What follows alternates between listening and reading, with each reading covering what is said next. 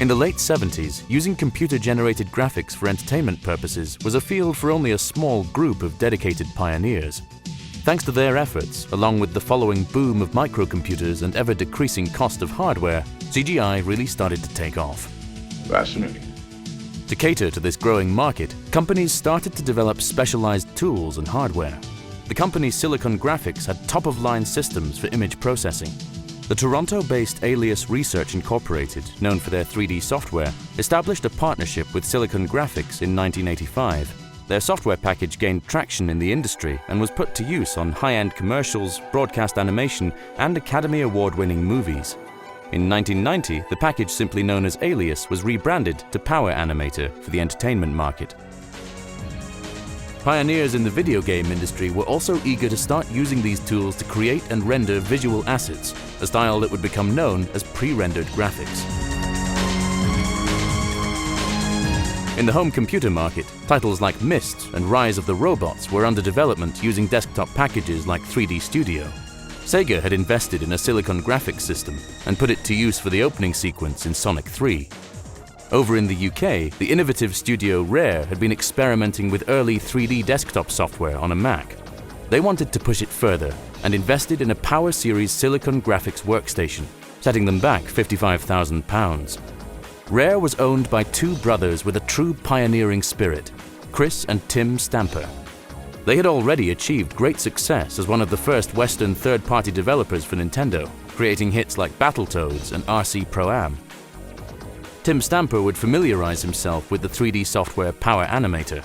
He knew that if they used it to create graphics for a video game, it would look miles better than the competition. The growing video game industry had become a viable market for Silicon Graphics. In dedicated press events held around the world, they would demo their new line of powerful workstations. Among their selling points was their Reality Engine graphics system, designed to render massive amounts of texture mapping and anti-aliased polygons per second. A perfect fit in combination with the high-end 3D packages available.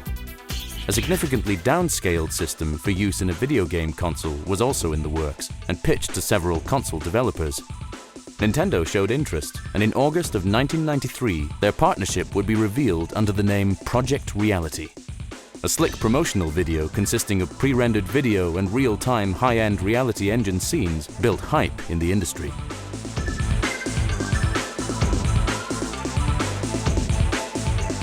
While companies were experimenting with 3D software, Virgin and Disney were hard at work on their ambitious Aladdin game for the Mega Drive. They'd taken a completely different approach by developing a process that allowed them to incorporate hand-drawn animations in a video game. Aladdin was first revealed on the CES trade show in June of '93 and managed to get the attention of Nintendo's development manager, Tony Harmon. The game's smooth animations, faithful to the movie, made him realize the need for Nintendo to step up. Harmon had already advocated for the idea of developing games with Western studios alongside their own team in Japan, something Sega had been doing for years.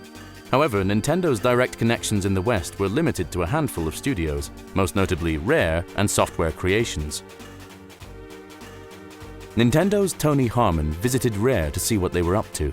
The Stamper brothers happily showed him their progress in using 3D software to create graphical assets for games. A young designer at the company, Kevin Bayless, had been given full access to their powerful workstation the past months. He became experienced in modeling complex 3D characters and started fleshing out ideas for a 2D fighter utilizing these graphics under the work title Brute Force. Impressed by these efforts, Nintendo readily entrusted Rare to develop a state-of-the-art platformer to rival Aladdin using this technology. Tim Stamper and Nintendo discussed potential characters to star in their game, ultimately settling on the iconic Donkey Kong. Brute Force was put on the back burner the coming months, as they started gearing up for this ambitious project, Donkey Kong Country. The task of redesigning the iconic character of Donkey Kong was assigned to Kevin Bayless. The original creator, Shigeru Miyamoto, had faxed them some of his own sketches as a starting point. Bayless had previously designed the Battletoads, and so it was no coincidence that the new look for Donkey Kong shared some of their signature features, like their eyes. The approved character design was drawn from various angles and used as reference in the 3D software. There are several techniques to build 3D geometry. For Donkey Kong, primitive shapes like spheres, boxes, and cylinders were used as a starting point and deformed to create objects and body parts. The next step was to apply textures and shaders to the model and add lights to the scene. Power Animator's render engine would turn the data into a high-quality 2D image. The final step involved rigging the models for animation. This involved building a bone structure and linking it to the model so that body parts could be animated. Animators would set keyframes at specific points, and the software would interpolate the remaining frames to produce a smooth motion. Making the run animations for Donkey Kong was a long process that went through no less than 15 iterations until they found the one with the right dynamic and speed. A small creative team would start to sketch out ideas for game mechanics, animal buddies, and think of an overall storyline. Greg Mayles would be responsible for the gameplay side, while Bayless continued the work on the initial character designs. The design team had to greatly expand the Donkey Kong universe with a dozen new characters. Among them was the young chimp Diddy, initially named Donkey Kong Jr. His new design was so far removed from the original Junior character that Nintendo had requested he be given a new name. As for antagonists, Rare decided to use the crocodiles from a cancelled point-and-click adventure game. These creatures were adapted and softened up to fit Donkey Kong's world. Alongside designing the main cast, the initial focus of the project was to define the art style and make the rendered 3D graphics work on the Super Nintendo. A few months into the project, lead programmer Chris Sutherland began building a playable prototype consisting of a mock-up jungle-themed level modeled by Tim Stamper. Audio was usually one of the last elements in the production chain, but Tim felt that music would help to define the mood early on and boost morale.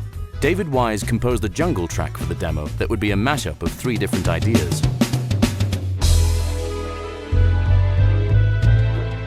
With a jungle level up and running, Tim Stamper and game designer Greg Mayles flew to Japan to present their progress to Nintendo's team leads. Overall, they reacted favorably, and the project was officially advanced into production. Ken Lobb from Nintendo of America helped to facilitate what Rare needed and work out a budget. All the high-end workstations and software budgeted for the full production would mean a huge investment for this single game. Nintendo's solution was to sign Rare on for 2 more projects to spread the cost. For the first of these 2, they turned to their prototype of Brute Force. Early design documents for this project specified some unique ideas, like a system whereby players could store their character progress on a custom barcode card. Ken Lobb already had ideas of his own for a combo-based fighter. He sat down with a couple of the staff members at Rare to flesh out the core fighting system in the initial months. The warrior monk, Jago, was the first fighter to be implemented and used to test their game concept. Character designer Kevin Bayless left the Donkey Kong project and focused his attention to flesh out the full cast. The new features added to the 3D software proved to be influential for the fighters Cinder and Glacius.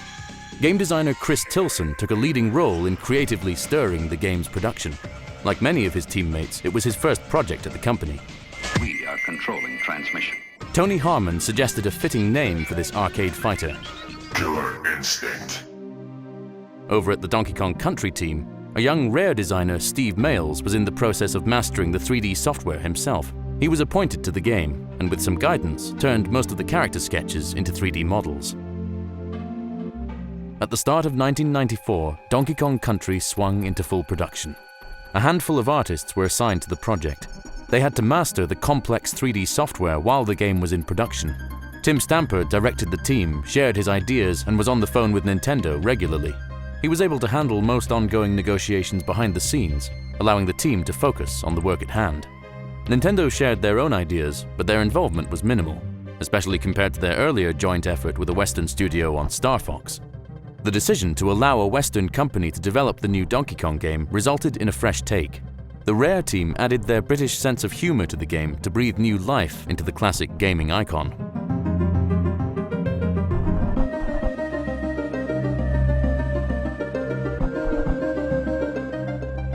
Game designer Greg Mayles envisioned a fast and snappy pace for the game. He designed the levels such that skillful players were able to speed through the stages without having to wait for barrels or fines to take position.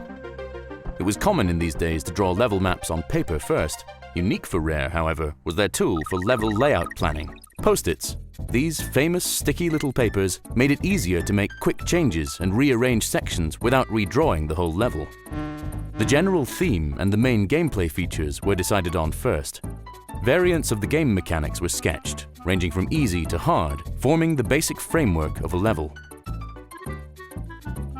When When it came to gameplay, Super Mario was a big inspiration. For example, most Mario games don't feature a life bar. The player's hit points are telegraphed directly to the player through the sprites. In a similar fashion, the character of Diddy Kong was a clever way to give the player an extra hit point, keeping the on-screen status information to a bare minimum as well as giving a sense of companionship between the main characters. What posed the biggest challenge was the secondary attack of the Kongs. An array of moves were tested, but the one that ultimately stuck was the roll attack. It was fast, responsive, and could take out multiple enemies at once, so it perfectly supported the snappy gameplay.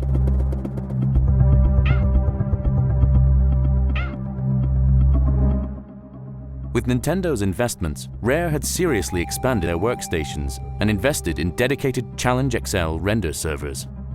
The lower-end Indigo models served as workstations for the 3D artist. They could send the more demanding render jobs to one of the dedicated render servers. With 2 games in development, the render server crunched frames around the clock. Render queues were sometimes so long that artists had to wait for hours to see their results. It was not uncommon that an impatient artist would give his own render job a higher priority late in the evening. The imagery for the snow level was especially time-consuming for the render server. Rare was housed in a 300-year-old barn house situated in the Warwickshire countryside. The company used so much power that people started to question what was going on in this countryside barn. Power outings plagued the development crew frequently. They had to rely on mobile generators to keep the downtime to a minimum.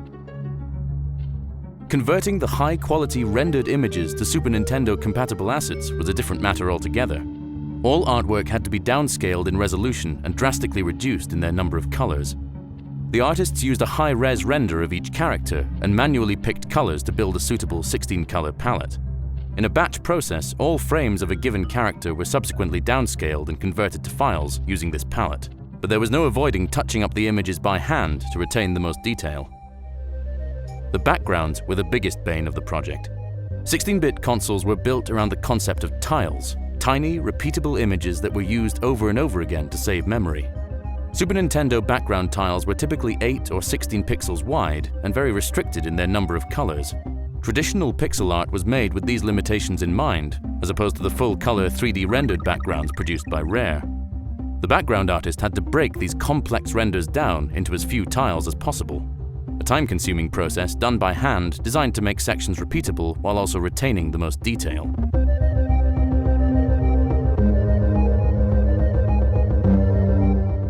Although the game was assigned a massive 32 megabit cartridge, fitting all the detailed graphics onto it still demanded a ton of clever optimization. The artists handed their discs with Super Nintendo compatible assets over to the programming team, under the lead of Chris Sutherland.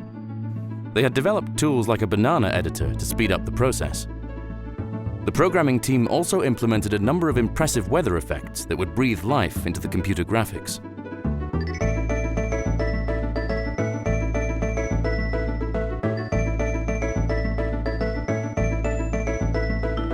Over in a small, separate space of the barn house, the audio department was hard at work on the game's score. Coming from Nintendo's 8-bit console, composer David Wise first had to familiarize himself with the sample-based audio chip of the Super Nintendo. He would continue to code his music manually instead of relying on a MIDI solution. Besides giving him more freedom, this also kept the footprint of the code inside the console's audio RAM to a minimum. The limited audio RAM of the chips was one of the biggest bottlenecks and restricted the number of samples, and thus instruments, in a single composition. A workaround was to swap samples inside the RAM in real time at the point they were needed in the audio track.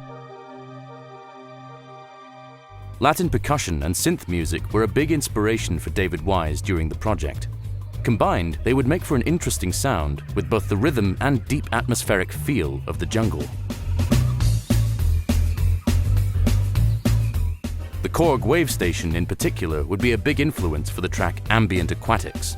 This synthesizer of the early 90s had a signature wavy sound. While a note was played, waveforms with varying pitch or duration would crossfade into each other.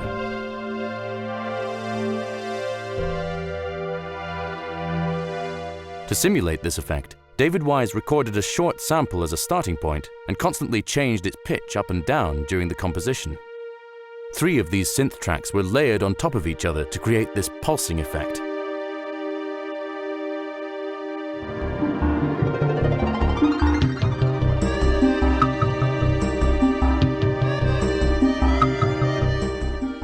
The soundtrack was further enhanced with ambient sound effects that blended together nicely with the music.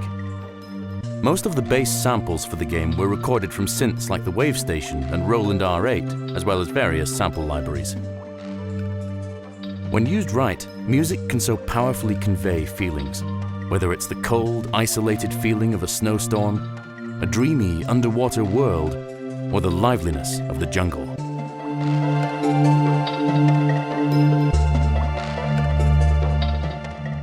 With the game nearing completion, Nintendo was ready to make a public reveal, giving it the spotlight on the CES trade show.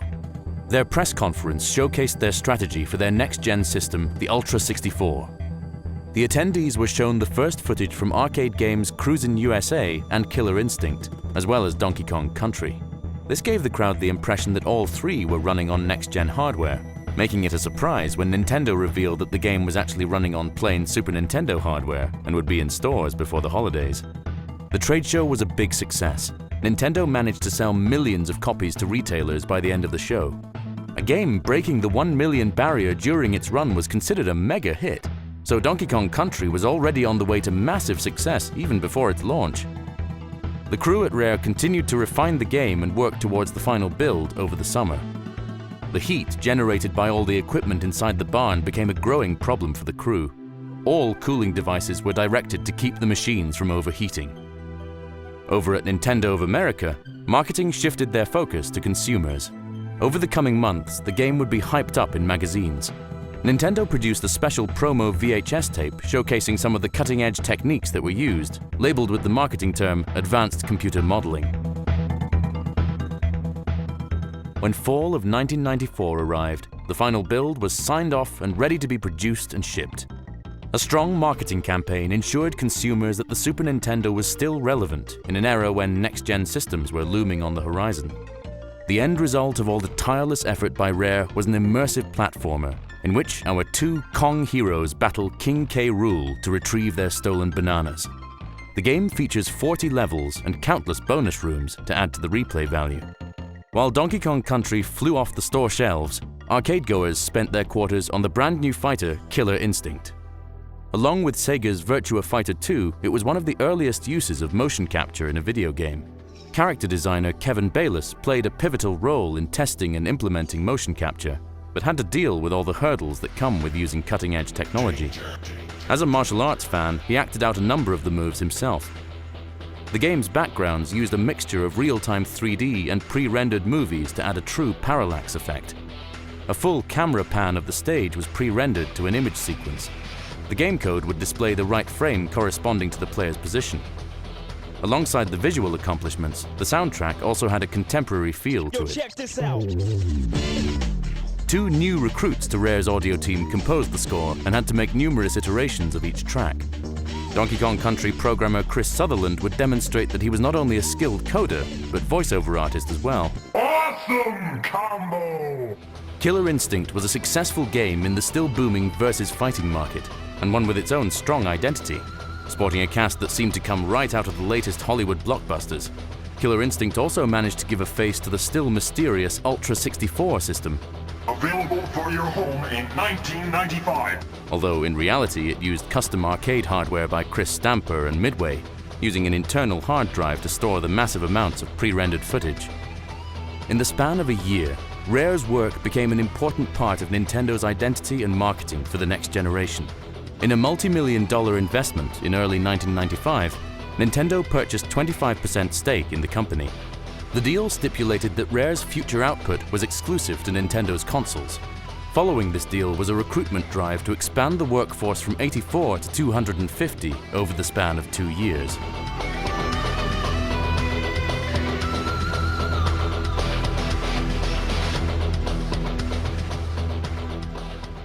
Before Donkey Kong Country hit store shelves, the core team had already started work on the sequel. In a risky move, the crew at Rare completely ditched the lead, Donkey Kong, and made way for a female chimp to join Diddy. The Rare creatives kept lists of possible names for characters, but coming up with the name Dixie Kong proved to be the most difficult. While developing the first game, they had to learn the new tools and set up a workflow. With this hurdle out of the way, Rare was ready to push the quality of the sequel up a notch. They felt that the jungle theme was well exhausted by the first game, and thus a completely new setting was suggested. Pirates had been a lifelong obsession of game designer Greg Mayles, and thus came up early in the process. Stepping away from the jungle allowed for more creative freedom overall. The designers would think outside the box to come up with interesting themes for levels. Thanks to the growing knowledge of the 3D software, the quality of models and renders could be pushed even further. The background artists at Rare could build from a growing library of 3D assets. With some slight tweaking, they were able to repurpose some of the older models. Composer David Wise added a different yet fitting sound to the game. Being inspired by Russian classical composers, the soundtrack would have a different overall sound that perfectly complemented the visuals.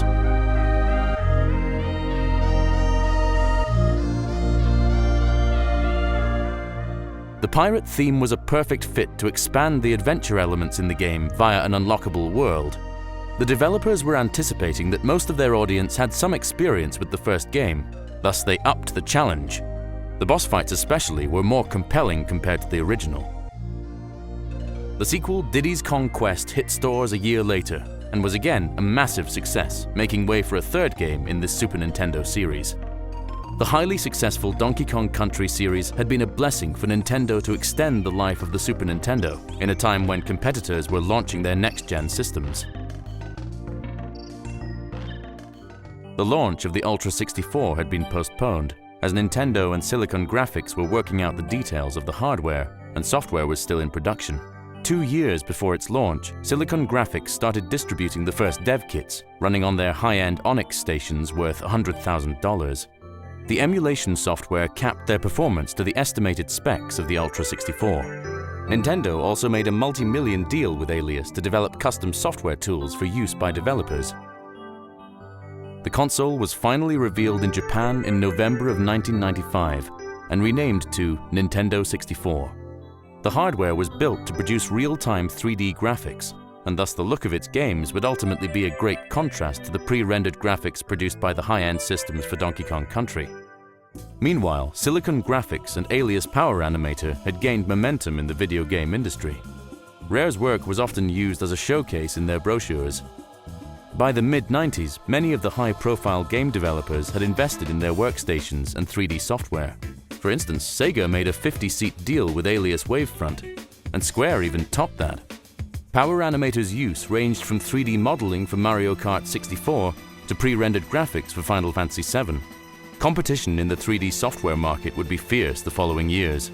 Desktop package 3DS Max claimed its own share in the market, offering a great set of tools for a fraction of the price.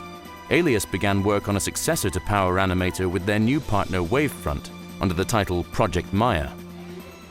All these powerful tools and workstations aside, in the end, it's still the individual artist that makes the difference.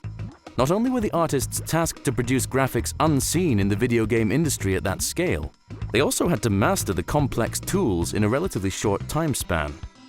Pre-rendered graphics added a new but temporary aesthetic to the gaming scene in the mid-90s, and a fine example of how the advancement in technology and progression in art often go hand in hand.